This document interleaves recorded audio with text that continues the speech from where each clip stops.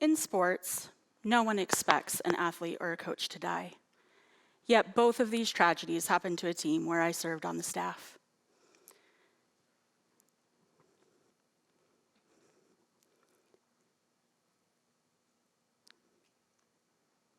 This talk is in honor of Jackson Logan and Ken Dolazar.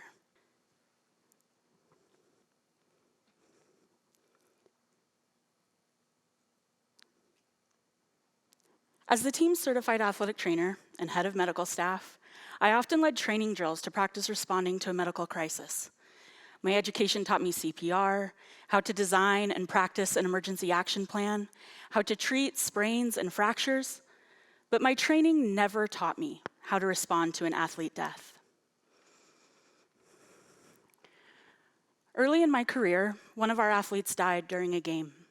He blocked a shot in an ice hockey game, got hit with the puck, and it stopped his heart. After his death, I dove into the research and was reassured that we did everything we could have done to save his life. Yet he still died. After his death, the staff and I did our best to support our team through their grief. And at the same time, I felt lost, alone, and unsupported. 2 years later, our assistant coach was murdered, and losing our coach plunged us back into a terribly familiar place. Once again, we found ourselves battling for healing, both individually and as a team. As tragic as it is, teammate deaths do occur. Research in the United States tells us that between 2014 and 2018, a high school athlete died of cardiac arrest once every 3 days during the school year.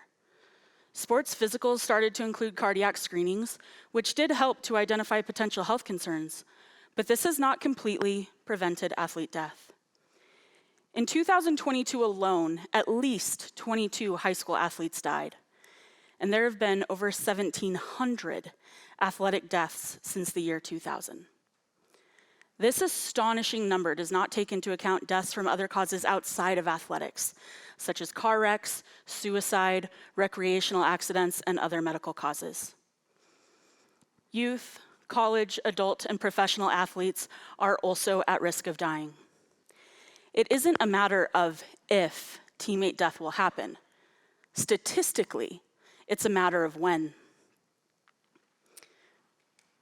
The death of a teammate cuts to the core, and a teammate's bond is like no other. They spend hours together and regularly travel together. They work hard, they win, they lose, and together they feel the variety of emotions tied to these experiences.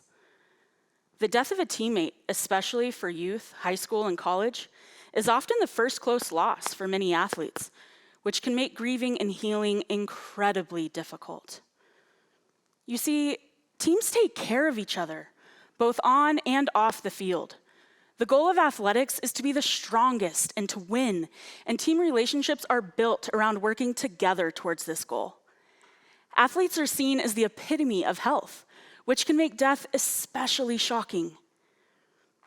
The death of a teammate destroys this sense of invincibility, proving that we are all vulnerable.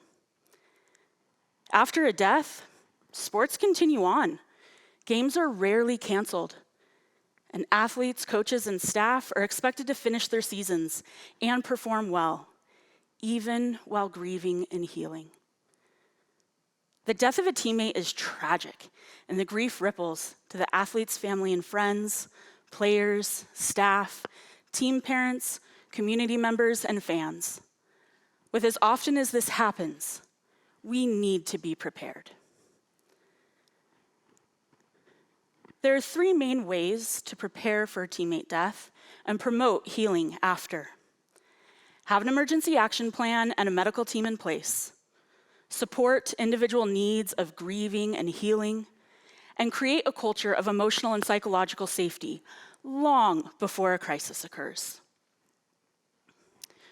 First, define an emergency action plan before a crisis happens. This includes a proper medical staff led by a certified athletic trainer, someone like me. Consider necessary equipment such as a defibrillator and access to emergency medical services. To increase the likelihood of success, it is important to practice your emergency action plan regularly. This will ensure that everyone is clear on who is in charge of different responsibilities and how to do them. While higher level teams often have access to these resources, smaller teams can hire these services for practices and games. When spread over multiple teams and events, the cost is minimal. Support staff, such as mental health counselors and sports psychologists, can be incredibly helpful in times of crisis. But unless these experts are already well established within the team beforehand, team members may not turn to them in times of crisis. In extreme times, only those already within the team family are welcome in that intimate circle of grieving and healing. It is important to establish these plans and relationships early. Second, honor, respect, and support how each team member personally grieves. We are accustomed to public moments to honor a deceased team member, such as memorial services, wearing a memorial patch, or having a moment of silence. But some may prefer a more personal way to honor their teammate throughout the season. While one team member may benefit from talking through things, another may need time alone to process. While another may find comfort in getting right back to practicing, another may not be able to properly grieve without some time away. Some team members may find comfort in retiring their teammate's number or hanging a banner in the stadium. Another may want to help plan the memorial, while another may have a more personal way to remember their teammate throughout the season. Team members may also choose to find support through their family, friends, or the broader athletic community. When it comes to grieving individually, coaches and staff also need personalized support. Their grief is often delayed because they initially focus on taking care of their team. It is important for others to be aware of this phenomenon, even after it appears that most of the team is on the road to healing.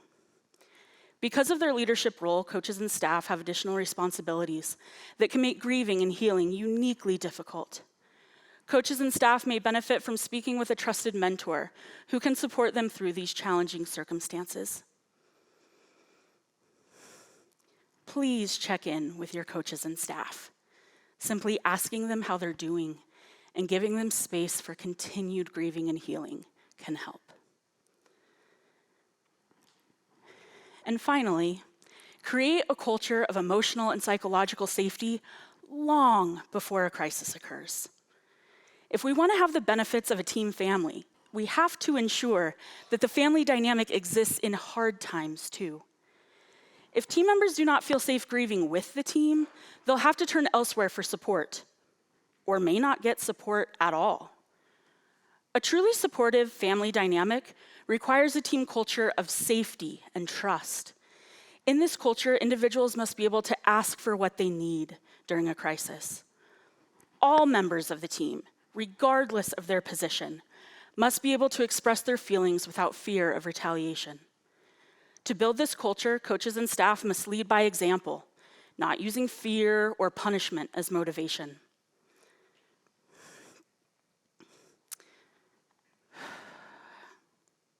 This trust is further earned by seeing this continued behavior through practices and games, wins and losses.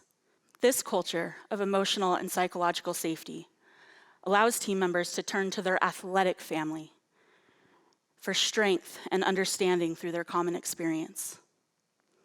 These relationships allow for a safe space to grieve, and it is in this type of environment that athletes and staff can heal.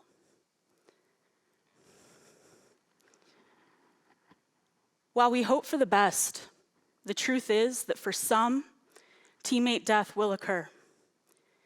Teammate death also happens in teams outside of athletics, such as teams at work, school, and even families.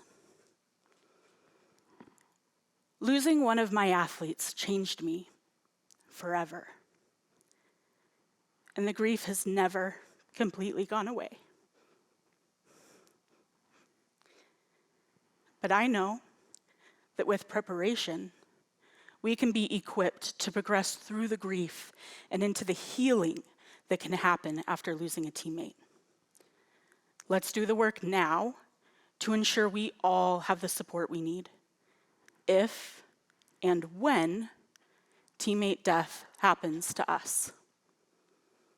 Thank you.